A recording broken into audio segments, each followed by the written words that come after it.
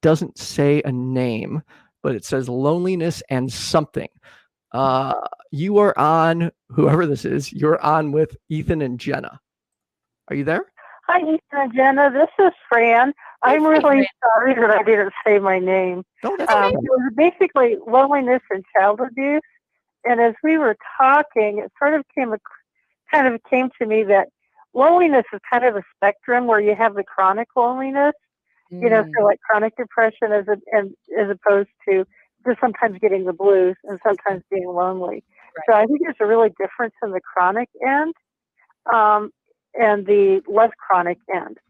And so based on kind of my experience from child abuse, it's like, it's really hard to make connections and takes a lot of therapy to get to that point. Because, what another caller was talking about, not trusting, I was very concerned about that because we don't have a society if we don't trust.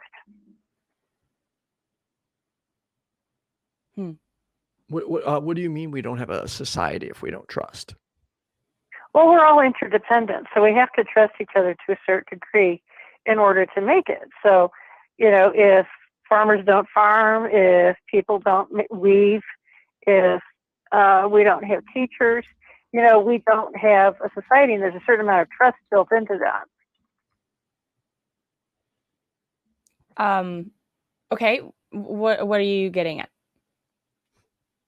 Well, basically what I'm getting at from what I've heard in the conversations, that we have a spectrum when it comes to the loneliness, which is like the chronic end, which I think some people suffer from.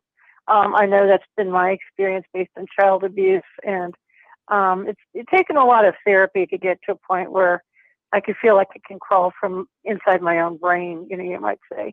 And so you're saying that chronic loneliness can cause trust issues? Well, there are trust issues when it comes to loneliness and trust issues. If it's chronic loneliness, I think are interlinked. Not a counselor, but that's what I'm assuming. Why are you assuming that? Well, because that's been my experience. Okay. Interesting. So what do you do to overcome that? Therapy. Is that all? It's important. So basically, I do a lot of therapy. I've been the type of therapy we've been doing is kind of like, I think it's called CPT, and it helps with stuck points when you feel stuck and you can't, get out of your bubble, you might say. It helps you to kind of reassess and replace the feelings with healthier thoughts.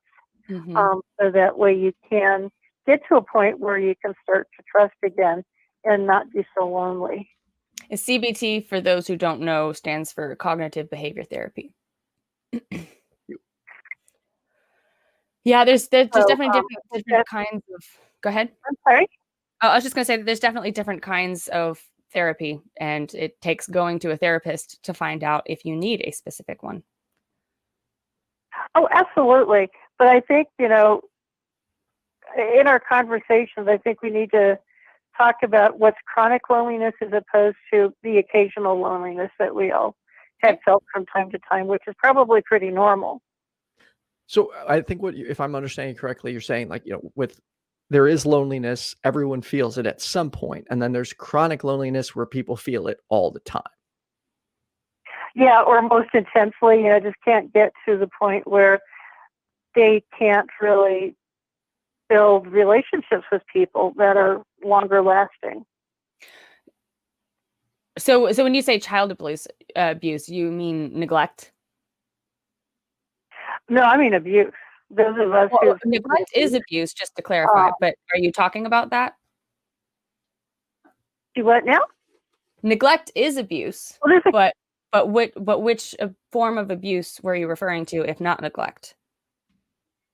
Well, I don't want to get into it because it could be trigger warnings for people. Okay. But I think when it comes to people who are abused in childhood, there are going to be issues because they haven't really formed. So I'm sorry. Do you mean physically abused?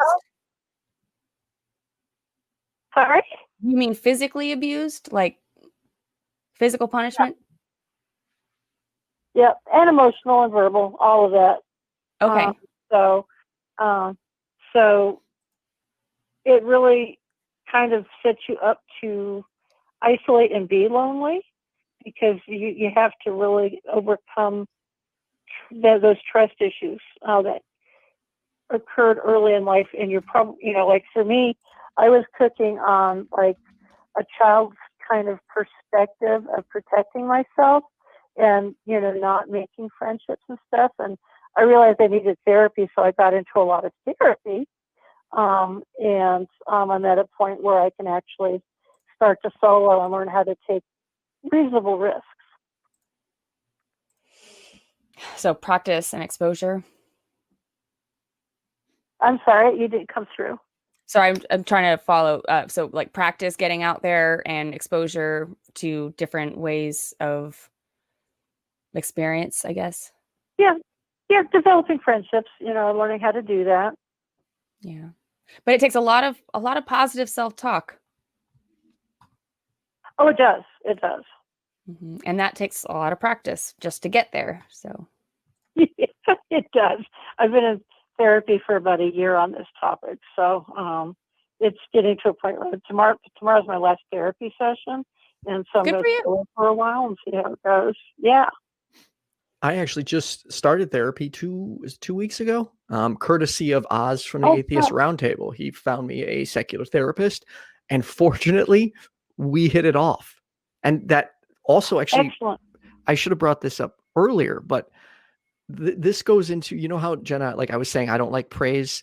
I also don't like bullshit. Like I have in my intimate, closely related friendships, I can't handle it like at all. Like, and to give you an example, one of the requirements I made with this therapist was that she has to be as blunt and direct as possible.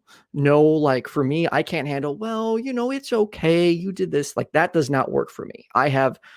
Once I start hearing this, it's like this radar goes off in my brain and I immediately stop trusting that person. Like I need to know, hey, you did this, you screwed up. Why did you do this? Let's figure it out. Like I can't handle even like white lies. Oh my God. In my brain, it's like an explosion when people are talking to me and I start hearing bullshit. It affects me because that is kind of how I determine my friendships, is how honest someone will be with me. Will they be brutally honest and tell me I'm wrong or being a jackass or being hurtful when I need it? And that is so, so important to me. Yeah. Well, that's a very important part of what a counselor can do. You don't have a good counselor if they don't really direct you to what you really need to be talking about, and obviously you're there, so you're agreeing to the treatment. So yeah, it's really tough, and good counselors will definitely, with whatever their style is, make really focus on that.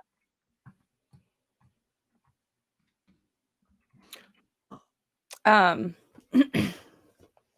sorry, I blanked. No, that's okay. I just didn't have anything more to say, so I didn't want to suck up your airtime. No. Okay. Go ahead, Ethan. No, please. Well, I was just gonna say, if you didn't, well, I guess we can make a whole nother show on that. I don't want to start another off-topic conversation at 12:30. That's fair. Yeah, somebody in the chat, I think Chaotic Kitten, wanted to call and talk about neglect, and you had mentioned Fran, and I'm not saying that you think this, but you had mentioned that neglect, I don't think you thought was an actual form of abuse, right? Oh no, it is. It's just the way, I don't know, the way it kind of has always come across to me. It was not as intense as some forms of abuse can be. Right. So but yeah, no, it is a form of abuse. Absolutely. right. Well, so that's actually probably a good topic. Either mental health and neglect, or mental health and child abuse in general, because from what I've learned about neglect, it can be just as bad, if not sometimes worse, than physical abuse. Can be, not is, but can be. So yeah, I think that's definitely an important topic that we can come to. Yeah. Yeah, no, anything that can essentially harm an individual, whatever that is going to have an impact on them and their ability to relate to others, and where they fall on that loneliness spectrum. Well, and if you don't make it abundantly clear that your child is loved by you, like unquestioningly clear, then they're going to have trust issues in the world. Absolutely. Absolutely. So yeah, thank you so much for calling, Fran. I hope that we can talk to you again soon. Thank you, Fran. Yeah. Yep. I hope the conversation helped others. I'll talk to you later. I hope so too. We'll talk to you later.